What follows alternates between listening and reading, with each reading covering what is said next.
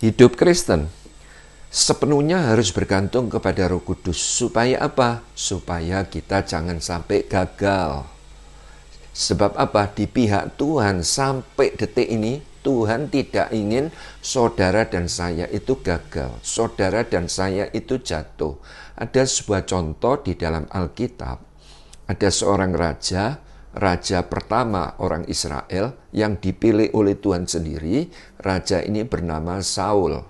Dipilih oleh Tuhan sendiri. Tetapi secara fakta pada akhirnya Saul ini gagal. Jabatan raja ini dicopot dan digantikan kepada Daud. Nah, jadi itu sebabnya mengapa Saul ini gagal? Ya, saya mendapatkan sebab apa? Saul tidak sepenuhnya bergantung kepada Roh Kudus. Jadi itu sebabnya kita mau belajar. Bagaimana sih kita itu sepenuhnya bergantung kepada Roh Kudus? Saya akan bacakan di dalam 1 Samuel 13 ayat yang kelima. Adapun orang Filistin telah berkumpul untuk berperang melawan orang Israel. Dengan 3.000 kereta, 6.000 orang pasukan berkuda, dan pasukan berjalan kaki sebanyak pasir di tepi laut.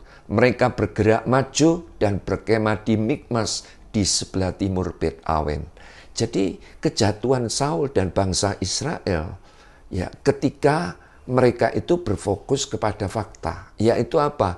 Musuh yang berjumlah sangat besar, yaitu orang Filistin dengan 3.000 kereta, 6.000 pasukan berkuda, dan pasukan berjalan kaki sebanyak pasir di laut. Artinya begitu banyak. Nah, jadi dari ayat ini Tuhan itu sedang mengingatkan bahwa hari-hari ini iblis itu ada di depan kita dan iblis itu senantiasa menyodorkan fakta-fakta kepada saudara dan saya. Dengan tujuan apa? Fakta-fakta ini disodorkan kepada saudara dan saya supaya kita melihat, supaya kita berpikir kepada fakta tersebut, supaya kita itu berat, supaya kita itu kehilangan sukacita, supaya kita itu kehilangan damai sejahtera, supaya kita itu menjadi lemah, supaya hati kita ciut, supaya hati kita gelisah, supaya hati kita apalagi bimbang, cemas, khawatir, minder, malu. Betul enggak? Nah, itu yang dibuat oleh iblis hari-hari ini. Itu supaya apa? Supaya kita ini jatuh. Jadi hari-hari ini iblis itu, saya mau katakan, dia itu senantiasa berkata, musuhmu terlalu besar. Permasalahanmu ya terlalu berat. Permasalahanmu, persoalanmu itu mustahil. Kebutuhanmu tidak akan mencukupi. Pelayananmu tidak akan berhasil. Lihat, bisnismu gagal. Dan seterusnya, dan seterusnya. Jadi artinya apa, saudara?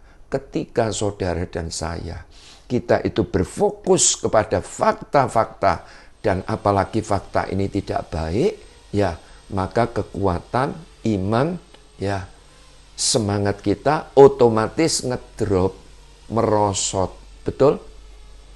Jadi apapun yang sedang terjadi di hari-hari ini yang saudara hadapi, saya mau katakan tetaplah belajar diam di tempat dan salurkan kekuatan saudara pada Tuhan. Yang artinya apa? Saudara harus duduk diam cari Tuhan, minta kekuatan, minta petunjuk, jangan pernah berhenti berusaha, tetap setia cari Tuhan dengan sungguh-sungguh. Bila mana iblis itu mengintimidasi, ya, dengan perkataan-perkataan permasalahanmu berat dan lain sebagainya, ya, kamu tidak mungkin akan berhasil, persoalanmu ini mustahil. Mungkin iblis begitu.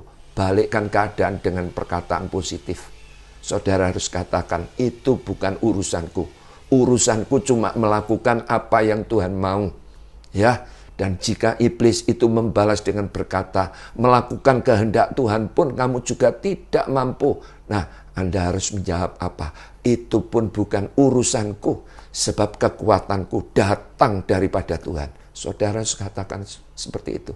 Jadi ibarat itu seperti sebuah baut yang dipakai untuk menggabungkan kolom dan batang besi yang ada di sebuah jembatan.